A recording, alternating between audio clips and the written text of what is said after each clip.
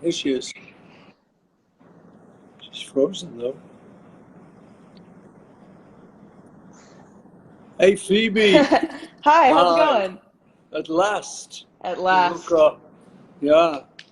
Thanks for doing this. Of course. I'm freaking out. Thanks for having me. And listen, and super thanks for doing the mix, doing my song. It was Yeah. really, really great version of it. And so I don't know if you've heard the whole album yet. You probably have you? Yeah, it's awesome. I'm super impressed. I had such a good time just sifting through all the different instruments. We pitched your drums down quite a Yeah. lot and I thought we were being really revolutionary, but then hearing what everybody else did, I was just blown away. Like everybody's versions are so cool. It was a funny thing because I didn't really know what anyone was going to do, because we gave everyone free reign. Um, but I did realize, I thought, people aren't going to know what the other people have done. So they hear them and think, oh, I could have gone crazier. Or I could have, you know, Yeah, it's but super eclectic. It's yeah, it's just it's, such a cool collection of music. Like it almost sounds like the songs are from different places as well now, which is so yeah, funny because your record is so cohesive. yeah, Uh yeah, it's so cool. yeah. Well, thanks for doing it. It's beautiful. Yeah. And whose idea was it? You changed the key. You, Yeah, so that was Tony Berg, my producer. Is I play guitar, but I still don't know like my circle of fifths, and I don't know really how to read sheet music, and Tony kind of fills that gap for me.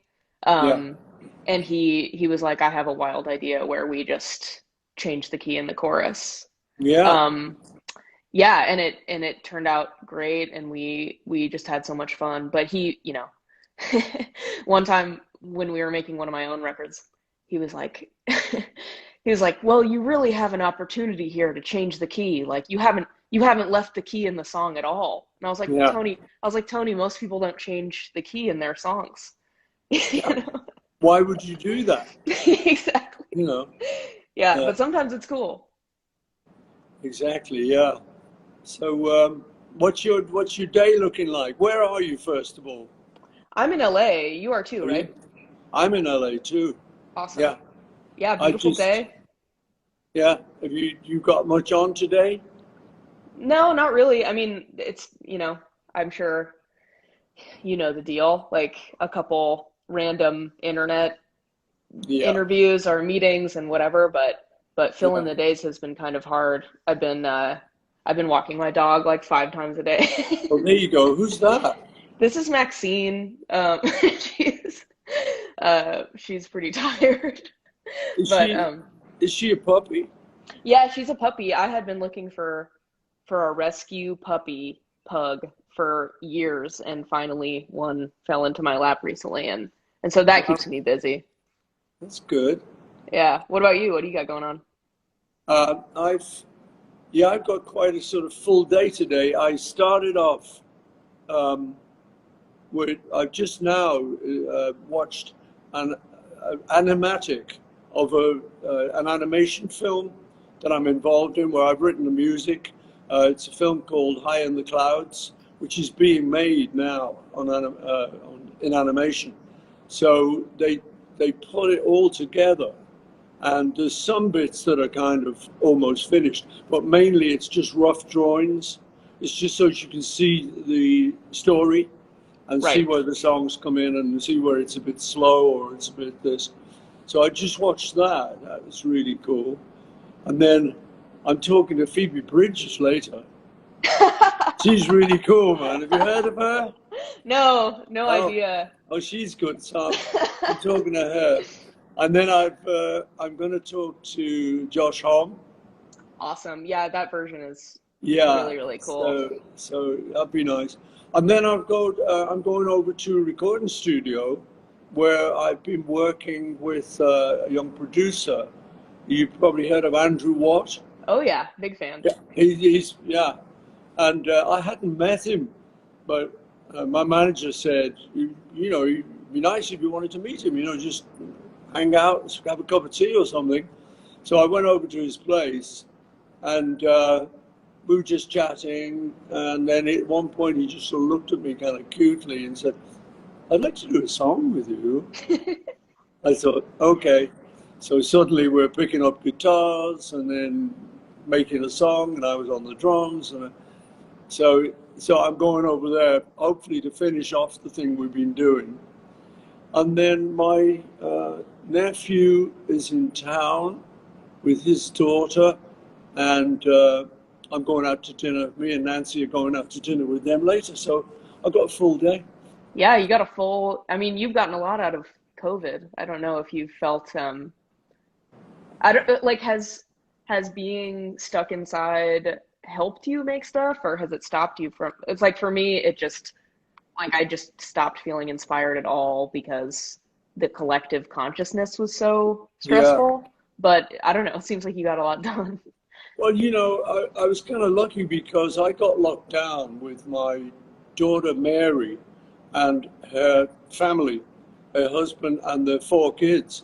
So that was kind of nice. I was locked down with my grandkids, and you know, I visit them or they visit me occasionally, but we don't live together. But in COVID, we did, you know, so that was nice for me. I loved it. Um, and the UK government said you can go to work as long as you can't work from home.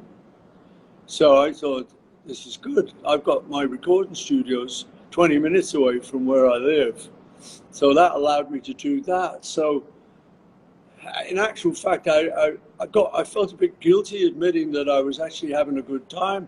So many people weren't, you Totally. know, Yeah. but I was able to get over to the studio and do all these songs and finish up some stuff that I've been meaning to do. Uh, and then that ended up as the McCartney 3 album. Yeah, And how then I long has come, it been in the works for you? Like how, like when was the first song tracked? um, they were over the years. Yeah. Most of them were just from the last couple of years, where I'd sometimes if I've got nothing on, I just like being in the studio. So I'll go in and I'll mess around basically, you know. Totally. I'll yeah, and I enjoy that, you know, it kind of. So I was able to do that, but then it meant that there were a few songs I'd messed around with and I got something on them, but I had to leave them. So then I'd say, okay, look, let's look at that one. Let's grab that one. Take a look at that. Right. So that became the thing of finishing up all these songs, and then there were one or two that I'd just written, like "Seize the Day." That I'd just written that, so I kind of went in and um, recorded that.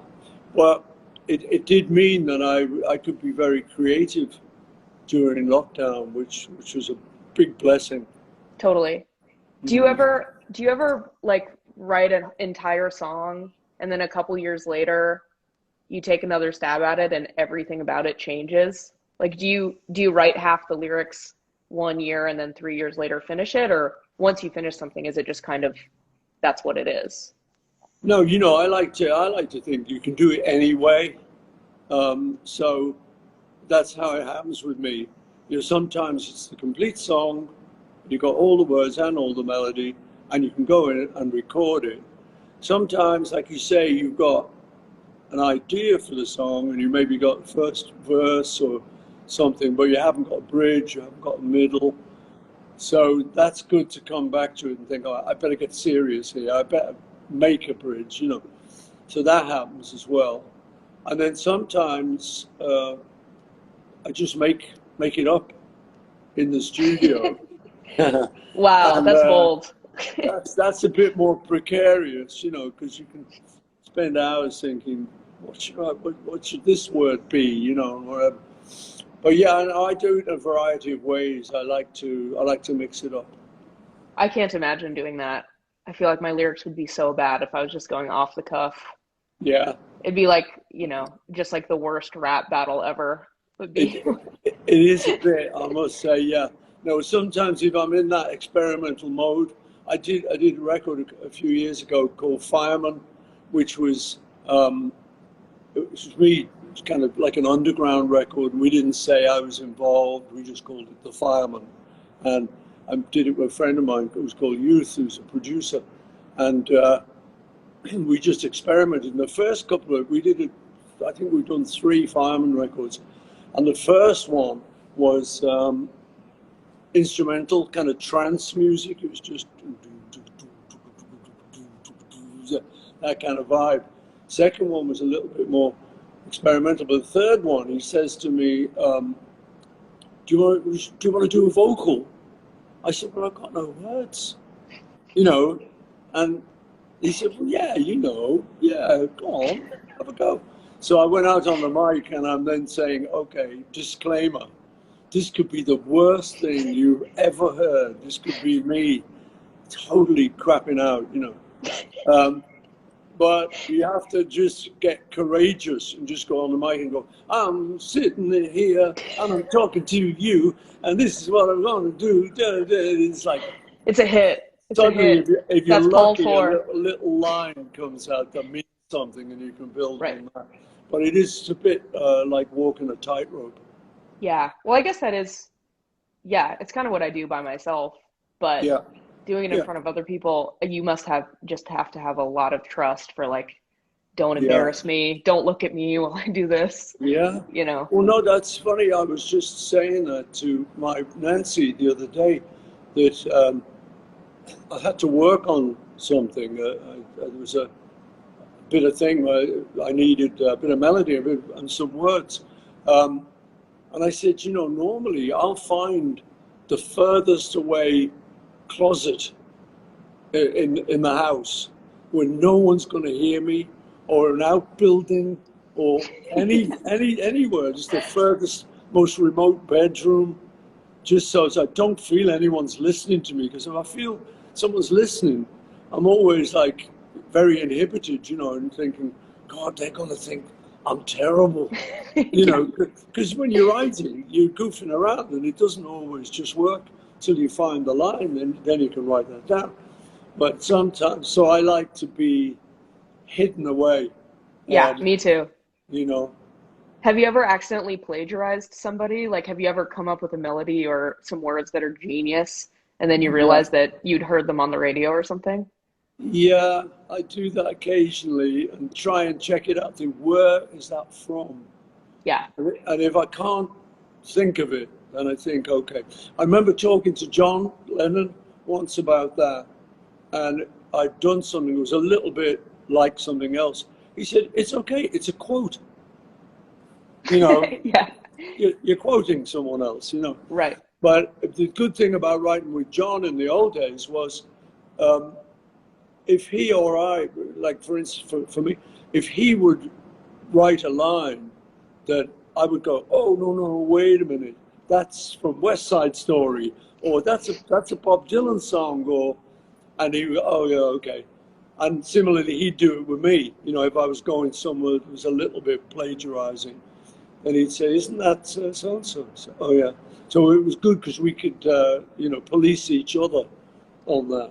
Were you comfortable being embarrassed with each other? Like, could you write a bad line and know that he'd Yeah, be like, that sucks. Like, we can do better than that, or same yeah. with him? No, yeah, that was one of the great things about him as a collaborator. You know, um, we we'd kind of known each other for a long time before we had any big success. Um, I I knew him when we were teenagers, and I'd been hitchhiking with him, and so we were like buddies. You know, we slept in the same bed in the little hotel and stuff. You know, so that you get to know people like that. So, so if then when you were sitting down and writing, no, you could just say, "Nah, don't like that," and he could say, no. And in fact, nowadays, now that he's passed away, I will check my songs with him, as it were. You know, I'll write a line and go, "Oh my God, this is getting a bit." sickly. Wait a minute, would I have got away with this with John? Right. And his voice comes back, no. They go, okay. I better. So, I think you're That's so always on cool. the lookout for. But yeah, no, we were very good at telling each other that didn't work.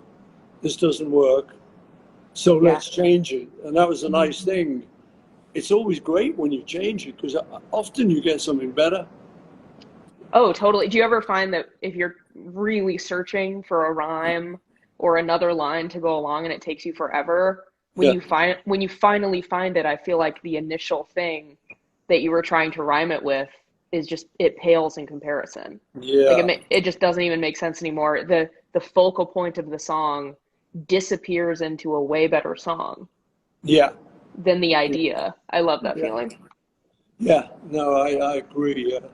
And sometimes you'll, like you say, be hung up on a line or on a thought, and it's just taking too long and it's causing too much trouble. So you just get rid of it. Let's just go somewhere else, you know, Yeah. you know, and that's a nice feeling. The one big time that happened with me and John writing was we were doing a song that turned out to be Drive My Car, the Beatles song, Baby, You Can Drive My Car. Hmm. But at first I brought it in and I had the rough melody, but it was like, I can buy you diamond rings, I can get you anything. And it was like, and we were trying so hard to make something of it, but in the end we just looked at each other. It was like, this isn't going to work. So I think we had a cup of tea, a little quick break, came back to it, and then just thought, no, we got to kind of go tongue in cheek, and it's about this girl who wants a driver, and you know, and then it flowed once we just got away from those golden rings. Yeah.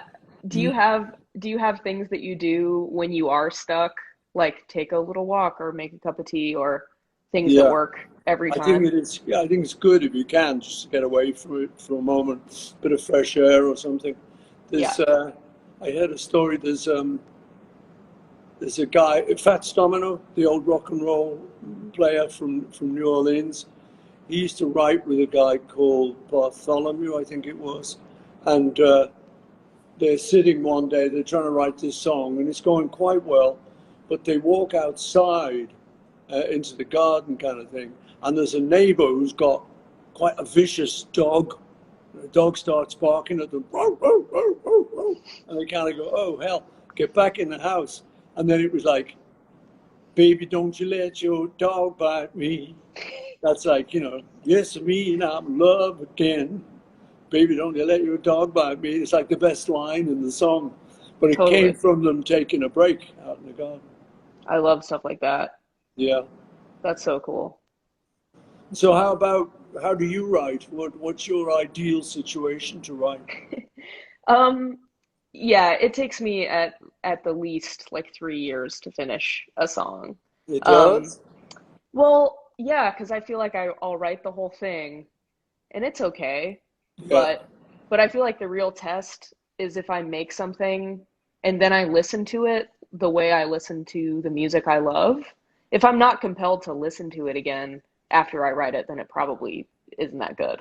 Mm. Um, so I think for me, I think like the phonetics and the form of the song, it's really hard to write the first time, but then after a while, it's just it's like the way that my brain talks to itself, and I can write 10 versions after I write the first one. So just little things will change, and also the way that Tony and Ethan and I record, my producers, we take forever. We'll go in for a month, and then 2 years later, we'll go in for another month and do weird couple days in between tours, and it's so fun because my favorite is the delete button. Like I love just making something and then realizing that you spent all day trying to get a drum tone, and then you cut the drums completely and it sounds way better you know. Mm. Mm. So I feel the same with writing. It's like that. Yeah. Mm. It's good. How when you were asked to do this, how was it put to you? You know, it's like Paul McCartney would like you to do a mix or like you to do a vocal. What was your brief? Yeah, my brief was like, some people are doing remixes. And I was like, well, I definitely can't do that.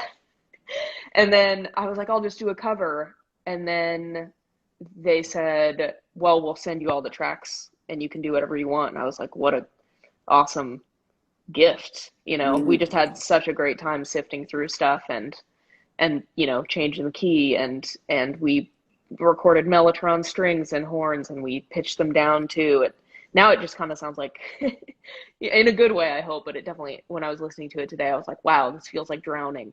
Like all the instrumentation is so low. But yeah, I guess that's the only way I would ever really remix something, is if I could add things, because I'm horrible in Logic. Yeah.